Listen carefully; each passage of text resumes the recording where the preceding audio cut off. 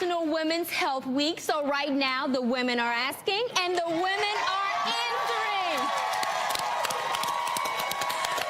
Joining us is Women's Health Magazine's fitness director, Jen Ator. Hi, Jen.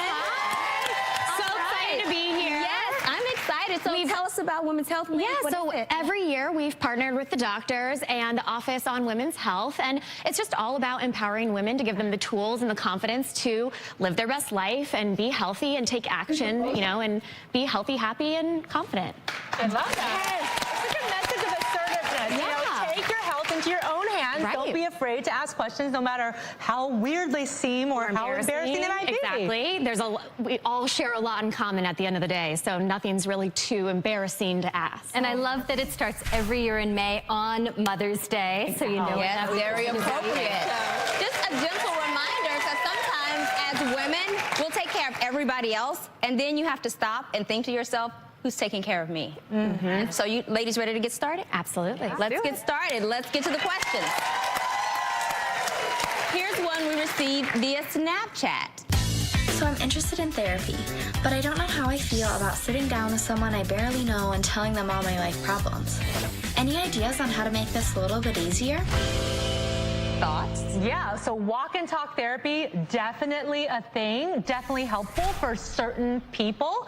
And I actually do this with my patients. Some of them really respond well to it, especially ones who might be a little shy. So a lot of extreme anxiety can interfere with the emotional bond that you have to build with your therapist in session.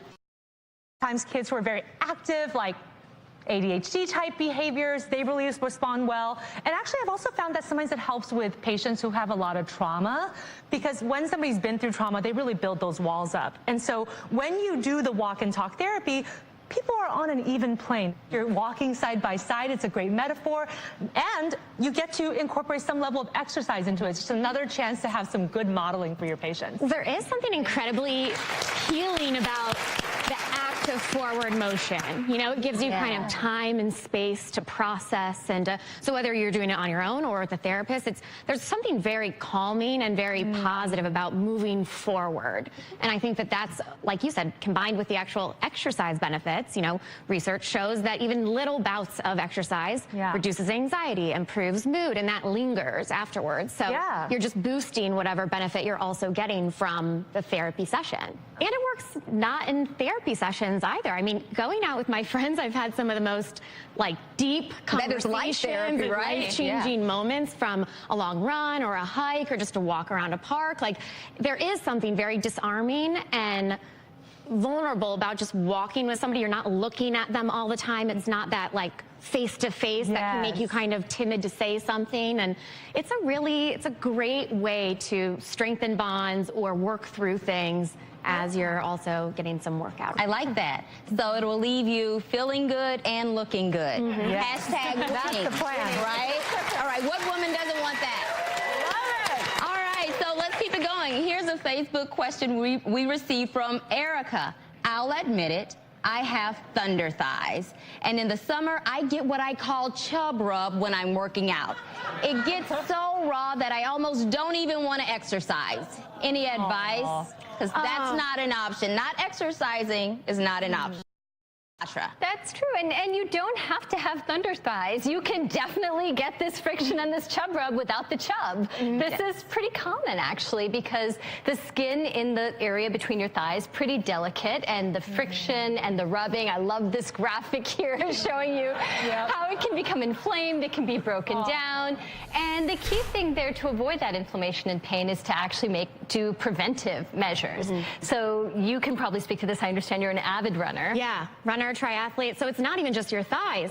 Your sports bra line, a lot of women can get it around their sports bra line. Your arms, your inside of your upper arms can get it. So I think test wearing your workout clothing before you're doing any prolonged activity, that can immediately let you know if something's uncomfortable. And then my go-to, this body glide is a godsend. Can we send this to Erica, wherever she is? Because you just throw this in your bag, and it's basic. You can use petroleum jelly as well, or some kind of, Or anything with zinc, like even a diaper paste. Just something that's going to prevent that chafing and act as a barrier. Right. So any of those. I do have some specialized pants or shorts that are moisture wicking, and like that really helps kind of keep things together while you're running. But or wearing absolutely moisture wicking is huge. And then if you notice, oh, I always get, chub rub, my legs always, wearing a longer hemline. So wearing capris or long leggings, sometimes in the summer you're like, well, that's going to be so hot. But if you have a moisture wicking type of material, it's actually very breathable. And then you don't have that friction skin to skin, and you don't have those extra seams to cause extra pain. And I think even like when you wear the mini skirt and you don't have anything to put between your thighs, you might want to even put some sport shorts on or some bike shorts, just because, otherwise when you sweat, that moisture breaks down the skin more, and there's nothing to protect or separate the skin. All right, so let's answer another question. We have Camille on the phone. Hi, Camille. What can we help you with today? I'm a first-time mom, and I just had a baby girl 3 months. Her name is Scarlett, and the question is, when am I expected to get my period back? Well, first and foremost, congratulations on your beautiful new baby. Yay. So cute. All right, so this is what happens. Typically, if a woman doesn't breastfeed, she can expect to get her period back after about 4 to 8 weeks following delivery. Now, when women do breastfeed, then the hormone prolactin comes into play. Prolactin is responsible for production of breast milk, but prolactin also inhibits ovulation, so that's what gives you that period-free interval for a longer time. So if a woman is breastfeeding and formula feeding, then her period may come back after a few weeks, up to some months. If a woman is exclusively breastfeeding, she can enjoy that period-free interval for 6 months or more. And the more you breastfeed, the longer that interval is going to be. Now, once you stop breastfeeding, your period should come back within about 3 months. So if not, make sure you let your doctor know. Now, the one thing I do want to mention is I want you to remember that before you get that first period, you can ovulate a couple of weeks before, and you are technically fertile when you ovulate. So it's possible to get pregnant before you have that first period, and it's like, surprise! And then you'll have that social media post like, proud big sibling. So unless you want that, just be mindful of that.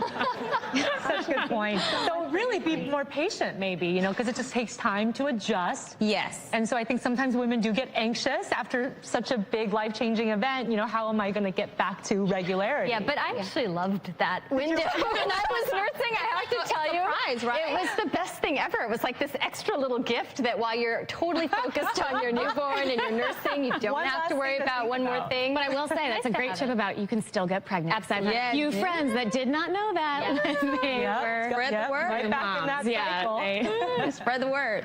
All right, well, ladies, this has been fun. Did you have fun? All right, thank you, Jen, for helping us out today. Be sure to pick up the latest issue of Women's Health on Stands today, and to learn more about National Women's